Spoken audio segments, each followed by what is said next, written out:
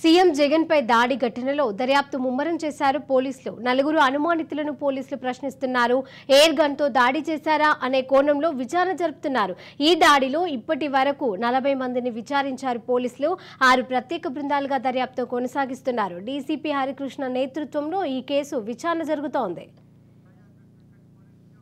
ఇదే అంశానికి సంబంధించి తాజా అప్డేట్స్ మా ప్రతినిధి వెంకట్ అందజేస్తారు. వెంకట్, శిరీష, ఈరోజు చూసుకున్నట్టయితే రాష్ట్ర ముఖ్యమంత్రి జగన్మోహన్ రెడ్డి పైన మొన్న రాత్రి 8 టైంలో రాళ్ల దాడి నేపథ్యంలో ఆ ఘటన అయితే మాత్రం రాష్ట్ర వ్యాప్తంగా సంచలనం రేకెత్తించిన సంగతి తెలిసిందే. దీనిలో భాగంగా పోలీస్ యంత్రాంగం కూడా ఒక్కసారిగా ఉలికిపడిందని చెప్పుకోవచ్చు. ఎందుకంటే గతంలో ఎప్పుడు జరిగిన ఘటనలు ఈ ప్రాంతంలో ఒక్కసారిగా రాళ్ల దాడి జరిగిన నేపథ్యంలో సీఎం జగన్ పై జరిగిన దాడిని చాలా సీరియస్ గా తీసుకున్నారు. ఇప్పటికే పోలీస్ కమిషనర్ కాంతిరాణా టాటా, అదేవిధంగా ఇంటెలిజెన్స్ స్పెషల్ బ్రాంచ్ అధికారులు పెద్ద ఎత్తున ఘటనా స్థలానికి చేరుకొని రాయి ఎటువైపు నుంచి ఇచ్చిరారనే అంశాల మీద కూడా పరిశీలన చేస్తున్న పరిస్థితి. ఇప్పటికే ఏదైతే వివేకానంద స్కూల్లో ఇంటి రాయి దాడి జరిగినట్టుగా భావించిన నేపథ్యంలో ఆ స్కూల్లో ఉన్న వాచ్మెన్ ని, అదేవిధంగా అక్కడ ఉన్న వారందరినీ కూడా విచారించిన పరిస్థితి నెలకొందని చెప్పుకోవచ్చు. ముఖ్యంగా ఏదైతే గంగానం గుడి సెంటర్ దగ్గర సీఎం జగన్ పై జరిగిన దాడి నేపథ్యంలో అప్పుడు అదే సమయంలో ఆయన చూసేందుకు వచ్చిన అభిమానులు పెద్ద సంఖ్యలో వచ్చారు. అయితే అక్కడ ఎవరెవరు వచ్చారు ఏంటనే అంశాల మీద ఇప్పటికే చాలా మందిని విచారించిన పరిస్థితి నెలకొందని చెప్పుకోవచ్చు.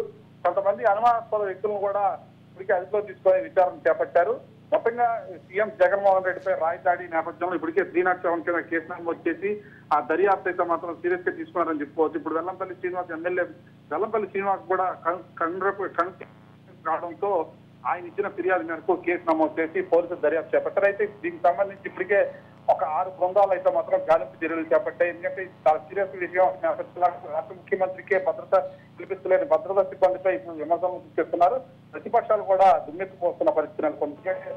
సీఎం జగన్ పై జరిగిన దాడి నేపథ్యంలో ఆయనే రక్షించుకోలేకపోతే ఇంకా ప్రజల్ని ఏం కాపాడతారంటూ విపక్షాలు కూడా ఇప్పటికే ఆ విమర్శలను గుర్తిస్తున్న పరిస్థితి. ఈ నేపథ్యంలో పోలీసుల మీద కూడా భద్రతా సిబ్బంది మీద కూడా అనేక అనుమానాలు రేకెత్తిస్తున్న పరిస్థితి నెలకొంది. దీని మీద ఇప్పటికే విచారణ ముమ్మరం చేశారు. ఇప్పటికే దాదాపు 40 మందికి పైన విచారించిన పరిస్థితి నెలకొందని చెప్పుకోవచ్చు. దీనికి డీసీపీ హరికృష్ణ ప్రధానంగా చూసుకుంటున్న పరిస్థితి నెలకొందని చెప్పుకోవాలి. అయితే ఏదైనప్పటికీ కూడా సీఎం జగన్ పై రాళ్ల దాడి నేపథ్యంలో ఇప్పటికీ ఇది 2వ రోజు గడుస్తుంది. ఇప్పటి వరకు కూడా సరైన నిందితులను పట్టుకోలేదనే విమర్శలు కూడా పెద్ద ఎత్తున వస్తున్న పరిస్థితి. Sirisha, right, thank you Venkat.